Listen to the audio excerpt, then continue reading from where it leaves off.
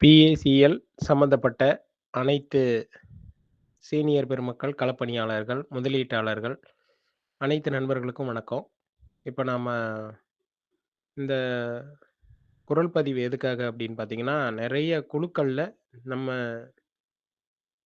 WhatsApp குரூப்ல நெறைய குரூப்ல வந்து நெறைய சந்தேகங்கள் கேட்டுக்கிட்டு இருக்கிறீங்க. அதுக்கான விளக்கமாக இந்த பதிவு இருக்க போகுது. கொஞ்சம் நீண்ட பதிவாக தான் இருக்கும். ஏன்னா வேற வழி இல்ல. புரியணும் அப்படின்னா நீண்ட பதிவாக தான் போட்டாகணும். இதுல என்னன்னா, எனக்கு இன்னும் வந்து அ டெபாசிட் அமௌண்ட் பணம் வராம இருக்கு. நாங்க 2014லயே நெறைய ஆபீஸ்ல குடுத்துட்டோம். அதுக்கு இன்னும் பணம் வராம இருக்கு. 2019ல பதிஞ்சோம். எங்க ஏரியாவுல 1 பைசா கூட இன்னும் வரல. இப்படிங்கிற மாரியெல்லாம் நெறைய சந்தேகங்கள் கேட்டுக்கிட்டு இருக்கிறீங்க. எல்லாருமே இந்த பதிவ நல்லா தெளிவா கேட்டுக்கோங்க. மீண்டும், மீண்டும் நீங்க குரூப்ல சந்தேகங்கள் கேட்கறதுக்கு எல்லாமே இதுல விளக்கம் நாங்க குடுக்குறோம். அதாவது பார்த்தீங்கன்னா, 2014ல கம்பெனி இருக்கும்பொழுது ஆபீஸ்ல அதாவது பிஏசிஎல் அலுவலகங்கள்ல நாம பாண்ட உள்ள குடுத்து வாங்குனதுக்கு பேரு அக்னாலெட்ஜ்மென்ட். அந்த கணக்கு வந்து செபி அலுவலகத்துல என்ன சொல்றாங்க அப்டின்னா, கம்பெனி கிட்ட மட்டும் தான் இருக்கு. கவர்மெண்ட்க்கு இன்னும் வரல அப்டின்னு சொல்லி அவங்க சொல்றாங்க. ஆனா அது வந்து பொய்யான தகவல் அப்டின்னு நாம அவங்க கிட்ட நேர்ல மும்பைல போய் பேசும்போதே நிரூபிச்சிருக்கிறோம். அது நீங்க ஆன்லைன்ல செக் பண்ணும்போதும் தெரியும்.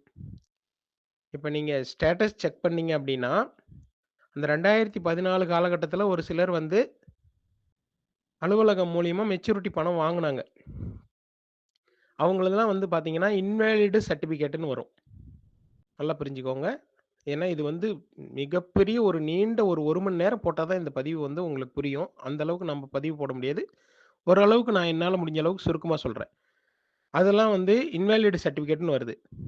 அதாவது பணம் ஆபீஸ்ல வாங்குனது. ஆனா ஆபீஸ்ல பணம் வாங்காத அக்னாலெட்ஜ்மென்ட் மட்டும் வாங்கி வச்சிருக்கிறதுக்கெல்லாம், இன்னும் பதிவே பண்ணல. உங்களுக்கு நாங்க வந்து 2019ல பதிவு பண்றதுக்கான காலக்கெடு குடுத்தோம். அந்த சமயத்துல நீங்க பதிவு பண்ணல அப்படின்னு சொல்லி அந்த ஸ்டேட்டஸ்ல காட்டுது. சரிங்களா? அப்ப அந்த கணக்கு அவங்க கிட்ட இல்லாம எப்படி அவங்க வந்து அந்த பணம் வாங்குனத இன்வேலிட் சர்டிஃபிகேட்ன்னு காட்ட முடியும்? அப்ப கணக்கெல்லாம் இருக்கு. செபி கிட்ட நம்மளோட கணக்கு அத்தனையுமே இருக்கு. இத நீங்க தெளிவா புரிஞ்சுக்கணும். அப்ப அந்த அக்னாலெட்ஜ்மென்ட் இன்னை வரைக்கும் செபி அமைப்பு பதிவு பண்ணக்கூடாதுன்னு தான் சொல்றாங்க. அதுக்கு நாங்க ஆப்ஷன் குடுக்குறோம். நாங்க இப்ப தான் யோசனையே பண்றோம். இனிமே தான் யோசனை பண்ணுவோம். இப்படிலாம் பலவிதமா அவங்க பதில் சொல்லிட்டு வராங்க. நோடல் ஆஃபீசர்கிட்ட நம்ம பேசும்போது கூட, அவங்களோட பதில் வந்து ஒண்ணுக்கு முரணா இருக்கு. முன்னுக்கு பின்னாக தான் இருக்கு. இன்னும் ஒரு ஸ்டெடியான ஒரு பதில அவங்க சொல்லல. அப்ப நாம என்ன பண்ணணும்? சங்கத்தின் சார்புல நாம ஒரு தீர்மானம் எடுத்து, அதுக்கு முன்னாடி இன்னொரு விஷயத்த சொல்லிர்றேன்.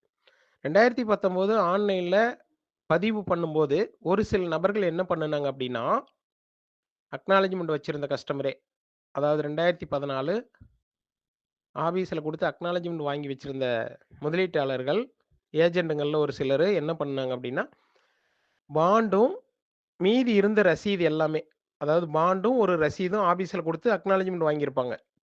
அந்த பாண்டுக்கு ஜெராக்ஸ் எடுத்து வச்சிருக்காங்க. அந்த பாண்டு ஜெராக்ஸு, மீதி இருந்த ரசீதெல்லாம் வச்சு 2019ல ஆன்லைன்ல பதிவு பண்ணிட்டாங்க. அந்த பதிவு முறையாக பதிவு பண்ண நபர்களுக்கு, அதாவது லேண்ட் அலாட்மெண்ட் எஸ்ன்னு குடுக்காம, முறையாக எல்லா பில்லையும் வச்சு, அந்த பாண்டு ஜெராக்ஸ வச்சு ஏத்துன அக்னாலெட்ஜ்மென்ட் கஸ்டமருக்கும் 25,000க்கு கம்மியா இருக்கிற அமௌண்ட் பணம் வந்திருக்குது. இத நாங்க தமிழகம் முழுக்க சங்கத்தின் சார்புல போயி, இப்ப இந்த ஆன்லைன் ஒர்க்க நாங்க பண்றதுனால எங்களால கண்டுபிடிக்க முடியுது. அக்னாலெட்ஜ்மென்ட் கஸ்டமருக்கும் பணம் வந்திருக்கிறது. டெபாசிட் கஸ்டமருக்கும் பணம் வந்திருக்குது. எப்படி அப்படின்னாக்க, 2013 கடைசியா பணம் போட்டவங்க. அவங்களுக்கு டெபாசிட் அமௌண்ட்டுக்கு கூட ரூ. 20,000 வரைக்கும் வந்திருக்கிறத நான் என்னுடைய கண்கூடா பார்த்துருக்கிறேன். அவங்களுக்கெல்லாம் கம்பெனி லேண்ட் அலாட்மென்ட் பண்ணல. சரிங்களா? நிலம் ஒதுக்கீடு செய்யல. அப்ப கம்பெனியால நிலம் ஒதுக்கீடு செய்யப்பட்டவர்களுக்கு இன்னும் வெயிட்டிங்ல இருக்கு. லேண்ட் அலாட்மென்ட் எஸ்ன்னு தவறுதலாக நெட் சென்டர்ல குடுத்தவங்களுக்கு வெயிட்டிங்ல இருக்கு. இப்போ ஒரு சில ஏரியாவுல எங்களுக்கு 1 பைசா கூட ஆன்லைன்ல பதிவு பண்ணோம். எங்களுக்கு பணம் வரலங்கிறதுக்கு முக்கியமான காரணம் இந்த லேண்ட் அலாட்மென்ட் எஸ் குடுத்தது.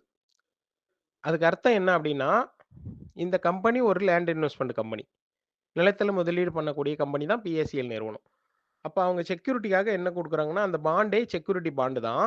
அது இல்லாம லேண்ட் அலாட்மென்ட் லெட்டர்ன்னும் 2008க்கு முன்ன போட்ட முதலீட்டாளர்களுக்கெல்லாம் லேண்ட் அலாட்மென்ட் லெட்டர்னே ஒண்ணு வந்திருக்கும். அதுக்கு பிறகு அத வந்து என்னமோ அப்படின்னு நெனச்சு தொலைச்சிடுறாங்க. அப்ப அந்த மாரி கஸ்டமருக்கு கம்பெனி வந்து லேண்ட் அலாட்மென்ட் பண்ணியிருக்கும். ஆனா, அவங்களே அந்த லேண்ட் அலாட்மென்ட் காப்பி வச்சிருக்கிறாங்க. ஓகேங்களா? அப்ப அதையெல்லாம் நாம என்ன பண்ணணும் அப்டின்னா, நிலம் எங்களுக்கு லேண்ட் அலாட்மென்ட் ஆகல. எங்களுக்கு பணம் தான் வேணும் அப்டின்னு சொல்லி ஒவ்வொருத்தரும் மெயில் பண்ணி அது வாங்கணும். அதெல்லாம் நம்மளுக்கு முறையா தெரியுமா? அப்டின்னா தெரியாது. அப்ப அதுக்கான வழி தான் நம்ம சங்கத்தின் சார்புல சொல்றோம். அது நான் பிற்பாடு சொல்றேன். நீங்க தொடர்ந்து இந்த இத கேட்டுட்டு வாங்க. உங்களுக்கு நிச்சயமா அது புரியும். அதே மாதிரி இப்ப அந்த லேண்ட் அந்த கேள்வி என்ன அப்டின்னு கேட்டீங்கன்னா, ஆன்லைன்ல பதிவு பண்ணும்போது, பிஏசிஎல் நிறுவனம் மூலம் உங்களுக்கு நிலம் ஒதுக்கப்பட்டுள்ளதா? அப்டிங்கிறது கேள்வி. அதுக்கு வந்து நாம என்ன குடுக்கணும்? இல்லைன்னு தான் குடுக்கணும். நோ அப்டின்னு குடுக்கணும். ஆனா நெட் சென்டர்காரங்களுக்கும் தெரியல, சீனியர்ஸுக்கும் தெரியல, களப்பணியாளர்களுக்கும் தெரியல, முதலீட்டாளர்களுக்கும் சரியான புரிதல் இல்ல. யாருக்குமே சரியான புரிதல் இல்லாததுனால, அது அதிலிருந்து அந்த ஸ்கொயர் யார்டுங்கிற வார்த்தைய பார்த்துட்டு எஸ்ன்னு குடுத்தாச்சு. அப்ப எஸ்ன்னு குடுத்தவங்களுக்கு எல்லாமே இன்னமுமே செபி அமைப்பும், லோதா கமிட்டியும் நிறுத்தி தான் வச்சிருக்காங்க. பணம் இன்னும் யாருக்கும் அனுப்பல. அப்ப அதுக்கு என்ன பண்ணணும்? அத நோன்னு மாத்தணும். மாத்துறதுக்கான ஆப்ஷன் நிச்சயமா குடுப்பாங்க. இப்ப நம்ம ஒரு சில வழியில அதையும் முறையாக தெரிஞ்ச ஒரு சில நபர்கள் அத செஞ்சிட்டு இருக்காங்க. சரிங்களா? செய்யவே முடியாது அப்படிங்கிறதெல்லாம் பொய். செய்ய முடியும். முறையாக அ எல்லாராலயும் முடியும்னு சொல்ல முடியாது. ஒரு சில நபர்களால முடியும். ஓகேங்களா? ஏன்னா எல்லாத்துக்குமே ஆப்ஷன் இருக்கு. நாம செபி ஆஃபீஸ்ல போய் பேசும்பொழுது, ஒரு சில தகவல்கள் அவங்க வந்து சொன்னத நல்லா புரிஞ்சுக்கிறவங்களா இருந்தா மட்டும் தான் புரிஞ்சுக்க முடியும். ஏன்னா செபி ஆஃபீஸ்ல இவ்ளோ விளக்கமாலாம் உங்களுக்கு பதில் சொல்ல மாட்டாங்க. அவங்க சில கோடு வேர்டு தான் காட்டுவாங்க. அத நாம புரிஞ்சுக்கணும். சரிங்களா? அதே மாரி இந்த கஸ்டமர் இறந்து போனது, பாண்ட் தொலைஞ்சு போனது, பாண்ட் எரிஞ்சு போனது, இது எல்லாமே என்ன பண்றாங்கன்னா, உங்ககிட்ட இருக்கக்கூடியத அனுப்புங்க பார்த்துக்கலாம் அப்படிங்கிறாங்க. அப்படின்னா என்ன அர்த்தம் அப்படின்னா, அதுக்கு எல்லாமே ஆப்ஷன் இருக்குன்னு அர்த்தம். எல்லா விதமான பிரச்சனைகளுக்கும், வழிமுறைகளுக்கும் எல்லாமே வழி இருக்கு. பணம் வாங்குறதுக்கான வழி இருக்கு. அத நாம சில சூட்சுமங்கள புரிஞ்சுகிட்டு நாம செயல்படுறோம். எல்லாராலயும் எல்லா விஷயங்களையும் விளக்கமா சொல்லணும்னா, நீங்க என்ன பண்ணணும்? எல்லா விஷயங்களும் உங்களுக்கு தெளிவா தெரியணும்னா, நாங்க நடத்தக்கூடிய போராட்டங்களுக்கு நீங்க வரணும். அங்க நாங்க 1 மணி நேரம், 2 மணி நேரம் இத பத்தி தான் பேசுறோம். போராட்டம்ங்கிறது ஒரு பக்கம் அரசாங்கத்துக்கு தெரிவிச்சாலும், அந்த போராட்டங்கள்ல இந்த விஷயங்கள தெளிவுபடுத்துறோம். ஆகவே அடுத்தடுத்து நடக்கக்கூடிய த விவசாய முன்னேற்றக் கழகம், தமிழக பிஏசிஎல் பண மீட்பு போராட்டக் குழு இணைந்து நடத்தக்கூடிய போராட்டங்கள்ல கலந்துக்கங்க. உங்களுக்கு மிக தெளிவாக விஷயங்கள விளக்கமா சொல்ல முடியும். இப்ப நாம சங்கத்தின் சார்புல ராமு சாருங்கிறவர ஏன் நம்ம ரெக்கமெண்ட் பண்றோம்? அரியலூர் ராம் சார். அப்டின்னா, அந்த நான் சொன்ன ஒரு சில நபர்கள்ல அவரும் ஒருத்தர். எல்லா விஷயங்களும் முறைப்படி தெரிஞ்ச ஒரு நபர்ன்னு வச்சுக்கோங்களேன். அதனால தான் அவர ரெக்கமெண்ட் பண்றோம். அவர வந்து எப்படி ஒரே ஆள் வந்து இவ்வளவும் பண்ண முடியும் அப்டின்னா, எல்லாமே பண்ண முடியாதுங்கிறத நான் ஒத்துக்கிறேன். ஆனா, இப்ப எல்லாமே பண்றதுக்கு எல்லாம் தயாரா இருக்கிறாங்களா அப்டின்னா இல்ல. அப்ப தயாரா இருக்கக்கூடிய நபர்களுக்கு நாம்ப ஒரு சில விஷயங்கள பண்றோம். என்ன பண்றோம் அப்டிங்கிறத நான் சொல்றேன். இந்த அக்னாலஜ்மென்ட் கஸ்டமரு இந்த பதிவு பண்ணாம இருக்கிறது மட்டும், தமிழ்நாட்ல குறைஞ்சபட்சம் 40,00,000 முதலீட்டாளர்கள் இருக்கிறாங்க. அப்ப அந்த 40,00,000 முதலீட்டாளர்களும் இருக்கிறாங்கன்னு நம்ம வாயிலேயே சொல்லிக்கிட்டே இருந்தோம்னா, செபி வந்து நம்மளுக்கு வாய்ப்பு குடுக்க மாட்டாங்க. அப்ப அத ரெக்கார்டு பூர்வமா அவங்களுக்கு நோடல் ஆஃபீசருக்கு மெயில் பண்ணணும். தகவல்கள சேகரிச்சு, இதெல்லாம் எங்ககிட்ட இருக்கு. நீங்க எங்களுக்கு வாய்ப்பு குடுங்க. அப்படின்னு சொல்லி நம்ம கேட்டுக்கிட்டே இருந்தோம்னா தான், அவங்க அந்த வாய்ப்ப குடுப்பாங்க. அந்த வேலைய நமது சங்கத்தின் சார்புல செய்யறோம். ரெக்கார்டு பூர்வமா அனுப்பணும். அதே மாதிரி எல்லா நெட் சென்டர்காரங்களும் அன்னைக்கு வந்து ஒரே முழு மனசோட இந்த விஷயங்கள பதிவு பண்ற வேலையெல்லாம் செஞ்சாங்களா அப்படின்னா, கண்டிப்பாக எல்லா நெட் சென்டர்காரங்களையும் நான் சொல்லல. ஒரு சிலர் நல்ல மனசோட செஞ்சிருக்காங்க. அவங்க பண்ணுனதுல தான் அந்த பணம் வந்து முழு தொகையா வந்துட்டுருக்கு. முறையாக பதிவு பண்ண தெரிஞ்ச நபர்கள் நல்லா பண்ணியிருக்காங்க. அவங்களுக்கு நம்ம சங்கத்தின் சார்புல பாராட்ட தெரிவிச்சுக்கிறோம். அவங்க வந்து பண்ணுன ஒரு நல்ல விஷயங்கள் மூலியமா தான், இன்னைக்கு அந்த ரூ. 25,000 வரைக்கும் வந்து பணம் வந்து முழுமையாக போய் சேர்ந்துட்டுருக்கு ஒரு சிலருக்கு. நெறைய நெட் சென்டர்காரங்களுக்கு அந்த விஷயங்கள் தெரியல. மீண்டும் நாம நெட் சென்டர்லயே குடுத்து, குடுத்து அந்த தவறை பண்ணிக்கிட்டு, மக்களோட பணத்த இழக்க வேணாம் அப்படிங்கிறதுக்காக தான், ஒரே ஒரு முறை ராம் சார் வச்சு, அந்த ரூ. 200 ஒவ்வொரு பாண்டுக்கும். அப்ப ரூ. 200 ஆவரேஜா வாங்கிட்டு, பணம் வாங்கி தர்ற வரைக்கும் அவர் ஃபாலோ பண்ணிக்கிறேங்கிறாரு. அது இல்லாம 20 ஸ்டாப் போட்டிருக்காங்க இப்போதைக்கு. இன்னும் மேலும் மேலும் வரும்போது, இன்னும் ஸ்டாப்ப எக்ஸ்டெண்ட் பண்ணி, அவங்களுக்கு ட்ரெய்னிங் குடுத்து, அவங்க பண்றதுக்கு தயாரா இருக்கிறாங்க. அப்போ ஒரு அனுபவம் வாய்ந்த ஒரு நபர் மூலியமா நாம அத பண்ணிக்கிட்டும்போது, நம்மளுக்கு பிரச்சனை இல்லாம இருக்குமா இல்லையா? அத தான் நாங்க சொல்றோம். இன்னும் கூட நமது சங்கத்தின் சார்புல நெறைய நபர்கள ரெக்கமெண்ட் பண்ண நாம தயாரா இருக்கிறோம். ஆனா, அவர்கள் நம்ம சங்கத்துக்கிட்ட நிரூபிக்கணும். நாங்க வந்து இந்த மாரி முறையா பண்ண தெரிஞ்ச நபர்கள். எங்களால இது ரெடி பண்ண முடியும்.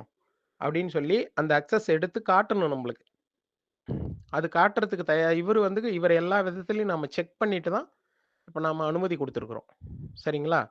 அதே மாதிரி இப்ப பதிவு பண்றதுக்கு ஆப்ஷன் இருக்கா? அப்படின்னா, நான் சொன்ன மாரி தான். மெயில் அனுப்பி கேட்கணும். ஒரு பக்கம் இவங்க என்ன பண்றாங்கன்னா, சேகரிக்கக்கூடிய தகவல மெயில் அனுப்பிட்டு, எல்லாமே சேவ் பண்ணி வச்சுக்கிறாங்க. தனித்தனியா ஃபோல்டர் போட்டு, எல்லாமே அந்த பில்ல சைஸ் கட் பண்ணி, ஃபைனல் சப்மிட் குடுக்கக்கூடிய அளவுக்கு தயார் பண்ணி வச்சுக்கிறாங்க. அப்ப தயார் பண்ணி வச்சுக்கும்போது, டக்குன்னு அவங்க ஆப்ஷன் குடுக்கும்போது ஒரு 3 மாசம் டைம் குடுக்குறாங்கன்னா, லட்சக்கணக்கான நபர்கள அதுல நாம அ பதிவேற்றம் பண்ண முடியும். இத நீங்க புரிஞ்சுக்கணும். அந்த டைம்ல அந்த 3 மாசம் காலகட்டம் குடுக்குறாங்க. எல்லா நெட் சென்டர்காரங்களும் பண்ணுவாங்க. அரையும் குறையுமா மறுபடியும் பண்ணி, அதே வேலைய செஞ்சு, மீண்டும் மீண்டும் முதலீட்டாளர்களுக்கு காலதாமதம் ஏற்படுமே ஒழிய, இப்ப நம்ம செபி அமைப்பு அட்ஜஸ்ட் பண்ணி குடுக்குற அளவுக்கு இருக்கா? நீங்க பார்த்துட்டு வரீங்க. எந்த விதமான பில் இருந்தாலும், அது எல் எ அதாவது அவங்க கிட்ட எல்லா கணக்கும் இருக்குது. நம்ம நம்பர் மட்டும் அடிச்சு, நம்ம நம்பர் அனுப்பி, பேங்க் டீட்டெயில் அனுப்பி, ஏதோ ஒரு ஐடி ப்ரூஃப் ஆதார் கார்டோ, பான் கார்டோ ஏதோ ஒண்ணு கவர்மெண்டால அங்கீகரிக்கப்பட்ட ஏதோ ஏதோ ஒரு ஐடி ப்ரூஃப் அனுப்புனா, அவங்க பணம் போட்டு விடலாம். நிச்சயமா அவங்களால முடியும். ஏன்னா, நம்ம நம்பர்ல எல்லா விதமான டீட்டெயிலுமே அங்க இருக்குது. இது எல்லாமே நாம சொல்லியிருக்கிறோம். ஆனா, அவங்க கேட்கறாங்களா? எங்களுக்கு உச்சநீதிமன்ற வழிகாட்டுதல் படி டாக்குமெண்ட் இருக்கிறதுக்கு தான் ஃபர்ஸ்ட்டு பணம் குடுக்க சொல்றாங்க, அப்படிங்கிறாங்க. அப்ப அவங்க அவ்வளோ கட் அண்ட் ரைட்டா பேசும்போது, நாம ஒரு சில வேலைகள சங்கத்தின் சார்புல செஞ்சா மட்டும் தான் பணம் வாங்க முடியும். அத தான் நாங்க இப்ப செஞ்சுட்டு இருக்கிறோம். இன்னும் இது வந்து பேசணும்னா மிக நீண்ட பதிவா போயிட்டுருக்கும். அதனால இப்போதைக்கு நமது சங்கத்த நம்புறவங்க, எங்கள நம்புறவங்க, எங்கள கான்டாக்ட் பண்ணுங்க. நாங்க எங்களால முடிஞ்ச ஒரு ஹெல்ப்ப பண்ணி தர்றோம். ஆ இன்னும் விளக்கமா பேசணும் அப்டின்னா, கேட்கணும் அப்டின்னா, எங்களுடைய போராட்டங்களுக்கு வாங்க. நன்றி, வணக்கம். தமிழக PACL பணமீட்பு போராட்டக் குழு மாநில தலைவர் எஸ். ரவிச்சந்திரன், சேலம். நன்றி.